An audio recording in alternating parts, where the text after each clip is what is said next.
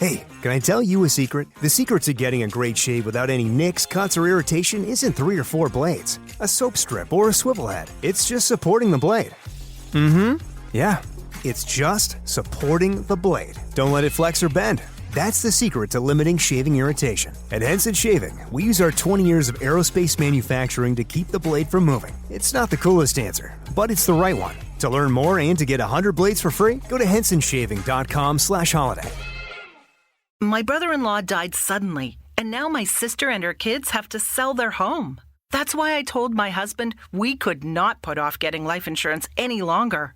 An agent offered us a 10-year, $500,000 policy for nearly $50 a month. Then we called SelectQuote. SelectQuote found us identical coverage for only $19 a month, a savings of $369 a year. Whether you need a $500,000 policy or a $5 million policy, SelectQuote could save you more than 50% on term life insurance. For your free quote, go to SelectQuote.com. SelectQuote.com. That's SelectQuote.com. SelectQuote. We shop. You save. Full details on example policies at SelectQuote.com/commercials. World News Today, brought to you by the Admiral Corporation, makers of Admiral Radio, America's Smart Set. By shortwave broadcast, direct from important overseas stations, as well as leading news centers of our own country, CBS correspondents are waiting to bring you a complete report from the world's political and battlefronts. But first, here's Doug Edwards. American troops have captured San Pietro, one of the strongest points in the German winter line across Italy. Reports from the front describe the battle as one of the bloodiest of the war. In Russia, the Germans report heavy fighting near the Polish frontier in White Russia.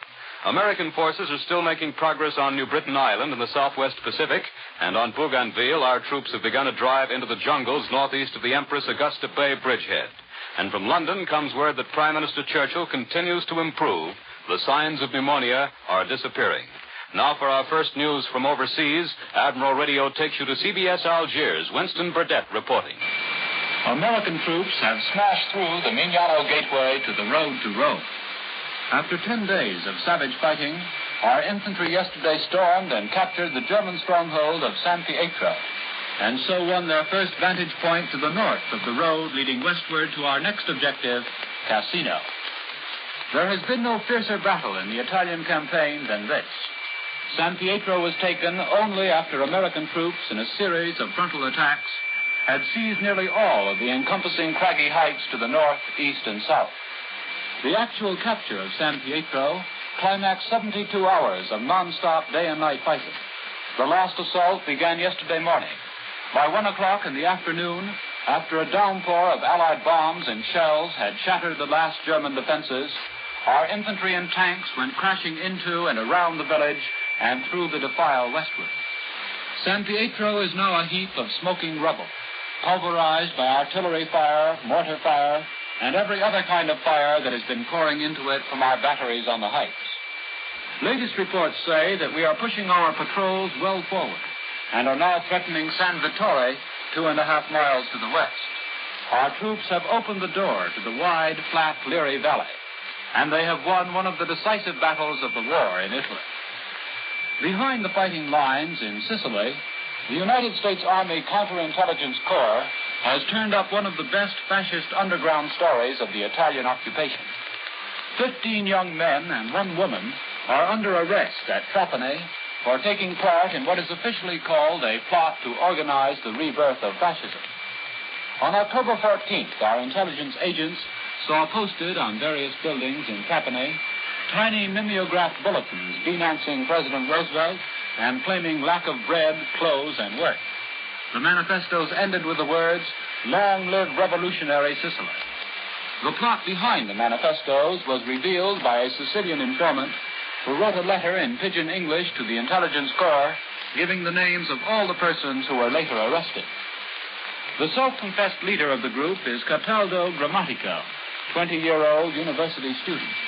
13 of his fellow conspirators confessed. Acts of sabotage and wire cutting since the Allied occupation were admitted. Quantities of Italian army equipment, arms and ammunition, propaganda leaflets, and copies of radio harangues by Hitler were seized. Signed confessions revealed a plan to stage an armed uprising. Most of the arrested persons are students. As conspirators, they seem to be amateurs.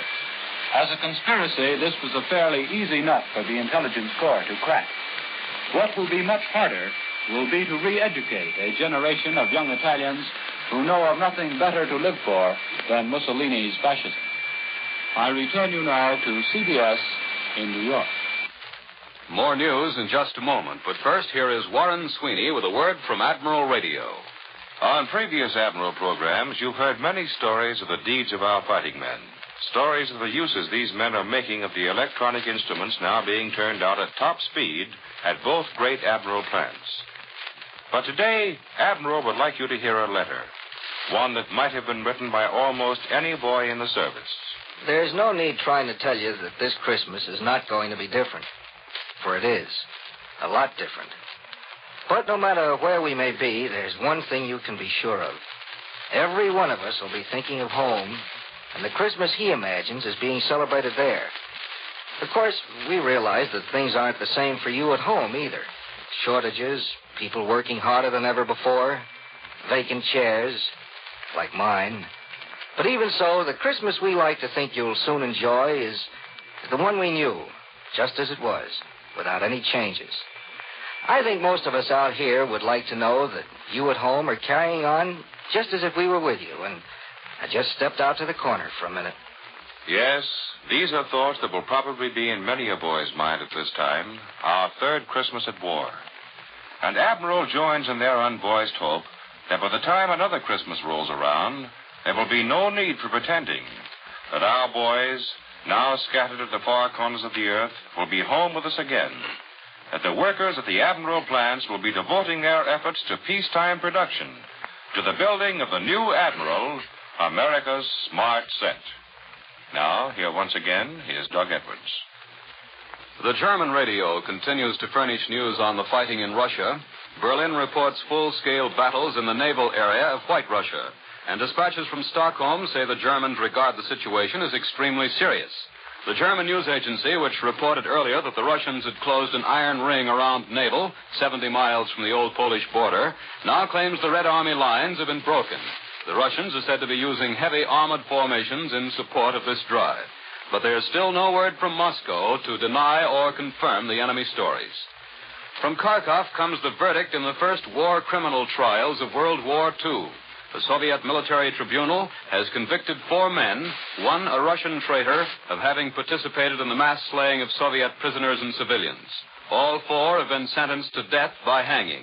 They offered but one defense, that they were carrying out orders from Hitler and Himmler to destroy what the Nazi leaders called the inferior Russian race.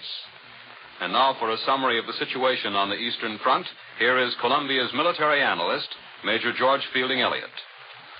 It seems highly probable that the German reports of heavy Russian attacks southwest of Naval, which Mr. Edwards has just told you about, may be of considerable significance. It would not be the first time that the news of the Russian advances has come to us from German sources well in advance of any Russian communique on the subject. The Russians have a habit of allowing an operation, especially one of their offensives, to develop for several days before mentioning it officially.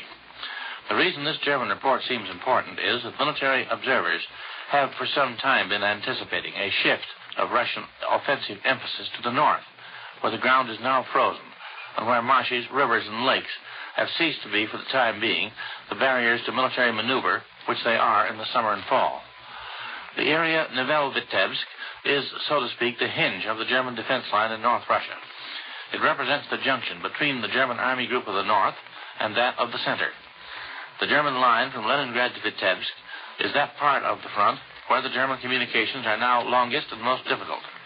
And considering the German necessity for shortening fronts and shortening lines of communication in Russia, this part of the front is that from which a German withdrawal might naturally be anticipated in due course.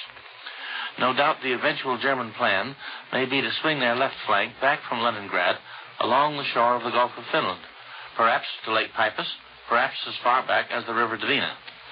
The Russians will not wish to permit the Germans to do this undisturbed and at the chosen German moment. In order to prevent it, the best method is to strike heavily at the hinge of this swinging German door, which is the fortress area of Vitebsk. Hence a Russian advance southwest of Naval which threatens to outflank and envelop Vitebsk, is one which the Germans must find the means to resist. If they do not, then they run the peril of having the whole of their north wing cut off and surrounded, backed up against the Baltic shore, just as the Russians recently tried to back the whole of their south wing up against the coast of the Black Sea. But it hasn't come to that yet. These are merely conjectures. That was Major George Fielding Elliott. Millions of Americans have sent Christmas letters and packages to men overseas. For a description on just how the Navy handles this staggering transportation problem, Admiral Radio takes you to the Fleet Post Office, New York. Bill Slocum, Jr. reporting. 2.5 million Christmas gifts, each one holding no more than 5 pounds of trinkets, and each one holding no less than 1 million tons of cheer and happiness for American sailors, have or are passing over a table I am now sitting on. It's a long, rough table in the center of the Parcel Post Division of the Fleet Post Office, New York. If you send something to a sailor or merchant seaman marked Fleet Post Office, New York, you can be sure it landed here, was sorted, flipped with unbelievable accuracy into a rack of huge baskets, and sent on its way. If you, and some 50,000 of you did, wrap it badly, you can be sure your carelessness was greeted with appropriate comment and then slowly, painstakingly corrected by sweating sailors who repacked your parcel.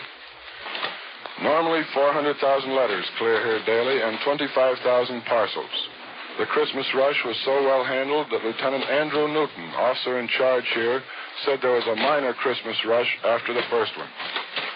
V-mail, airmail, first-class mail, and parcels headed for men at sea come here from the post office. There's a tiny office here that bears a legend, "Please keep out." I knew it was important because it was the first official please I had ever seen in the Navy. And this tiny office is the location of every single ship in the United States Navy. It is the heart of the entire operation here. A few men, and very few, have access to that office. Incorrect addressing is the post office's biggest headache. Downstairs, dozens of waves are attempting to list the correct addresses of every officer and enlisted man in the Navy. But there are almost 2.5 million men in our Navy, and the New York office alone lists 2,500 J. Smiths, 500 James Smiths, 4,500 assorted Joneses, and that's not counting officers. Strange things happen here.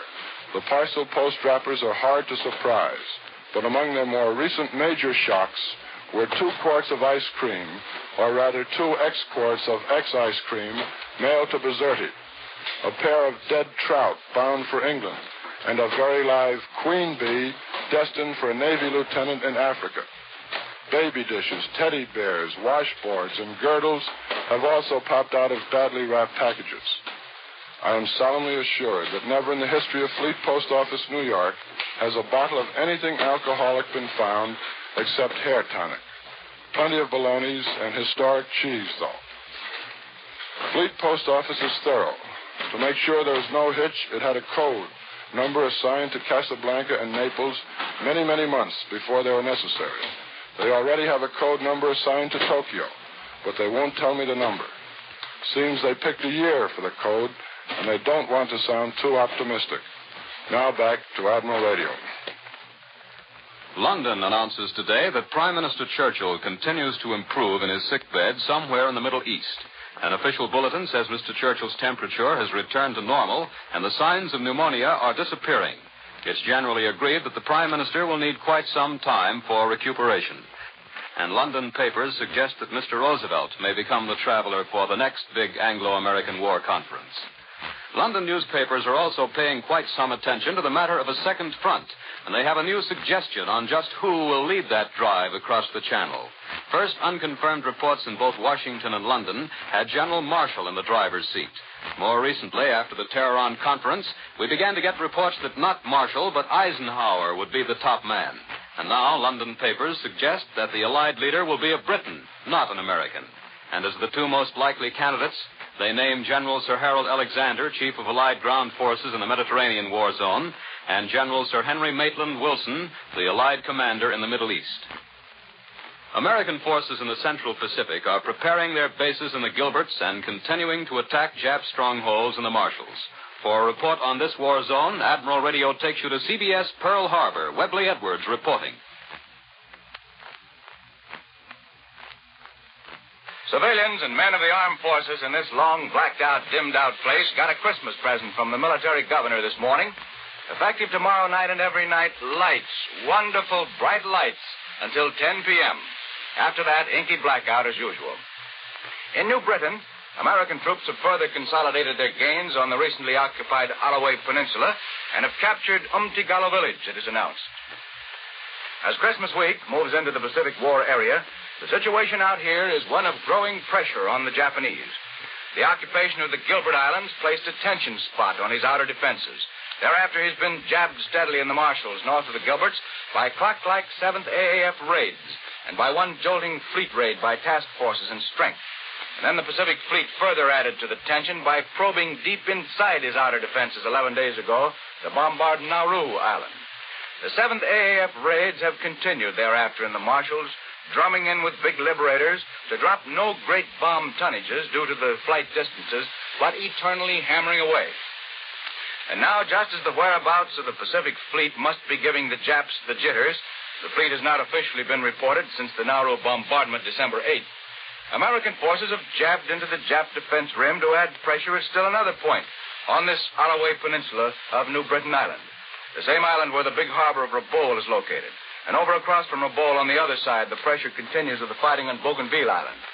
4 weeks ago today on this same broadcast, Brigadier General William J. Flood, Chief of Staff of the 7th AAF, said prophetically, "Spread 'em out and sock 'em" looked like a good motto for the Central Pacific.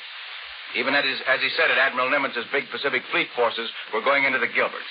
Since then, the spread 'em out and sock 'em policy has spread indeed through most of the Central, Southwest, and South Pacific, with pressure against the Jap built up until it breaks through again to touch him in another vital spot, as was done in the Gilberts. This is Webley Edwards at Pearl Harbor. I return you to Admiral Radio in New York.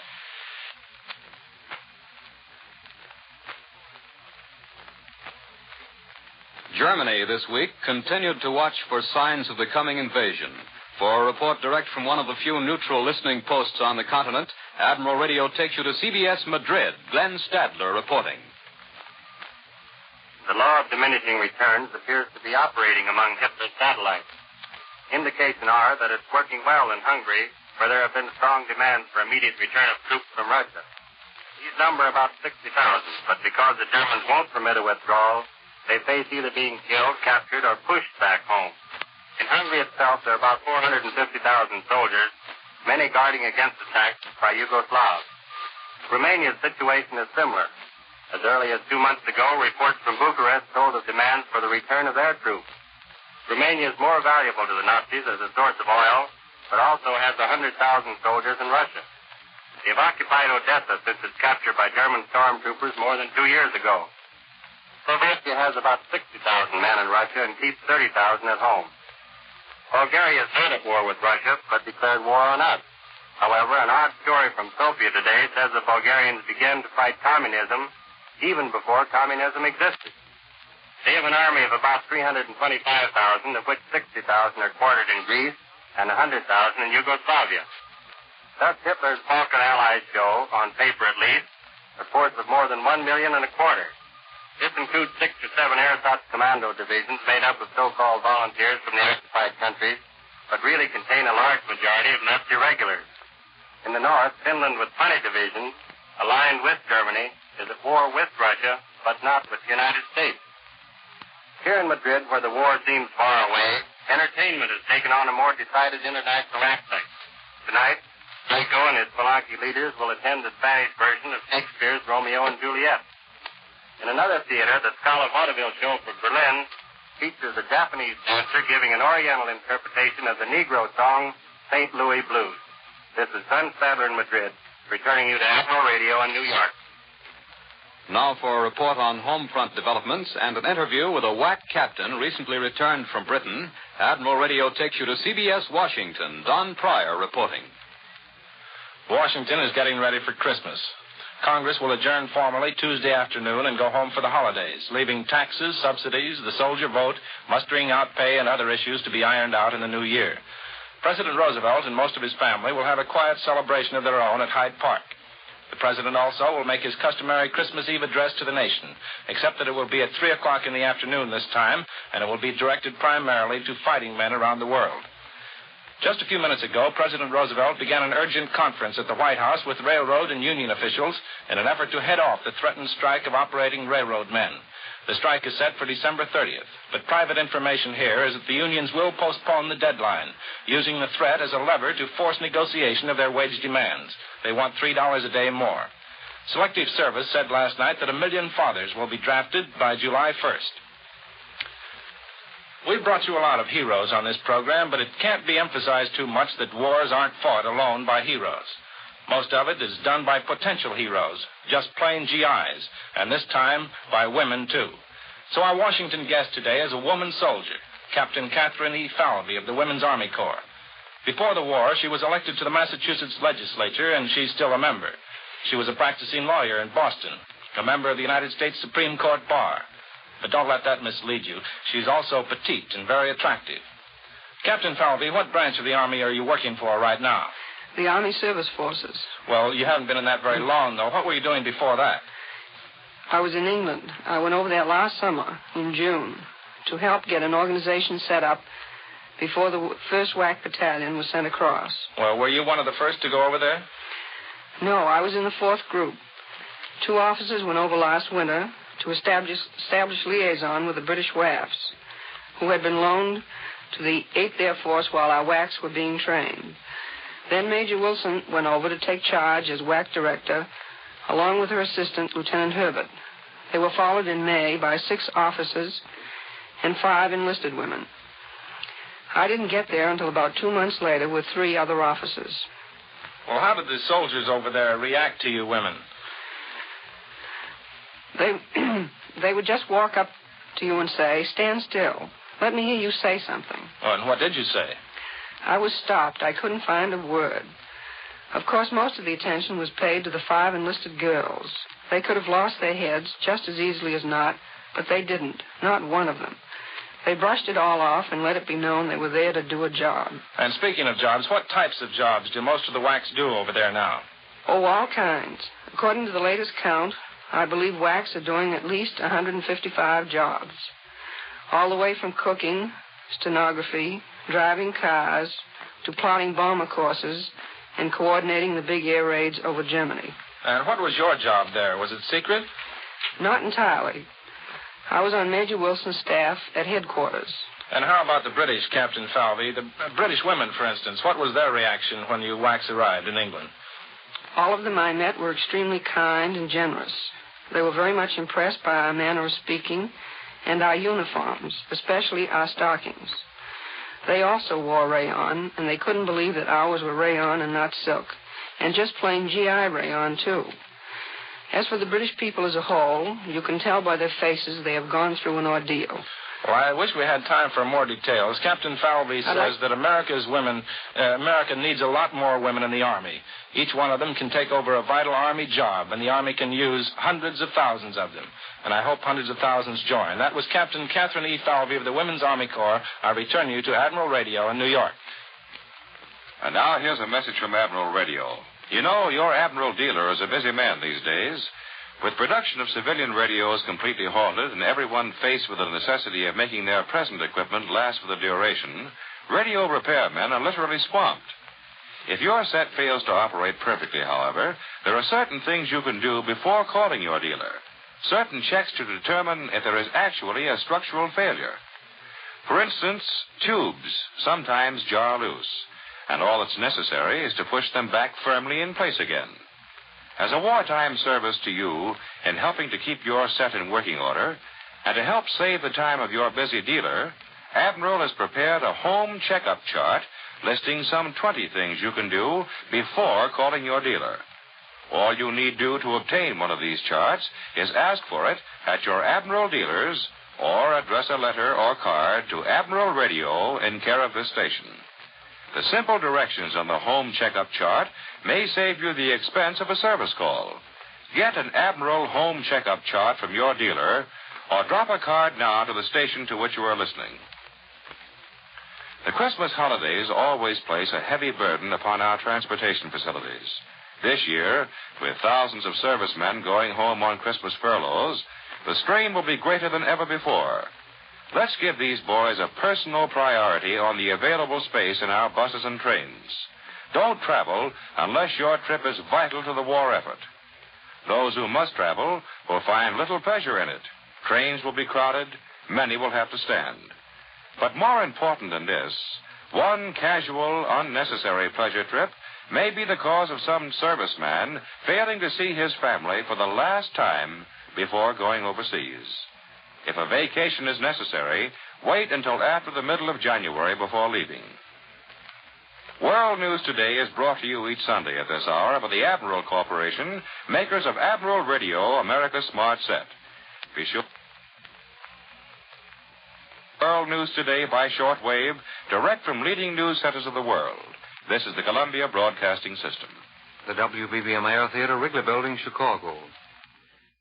Lucky Land Casino, asking people, what's the weirdest place you've gotten lucky? Lucky? In line at the deli, I guess? Aha, in my dentist's office.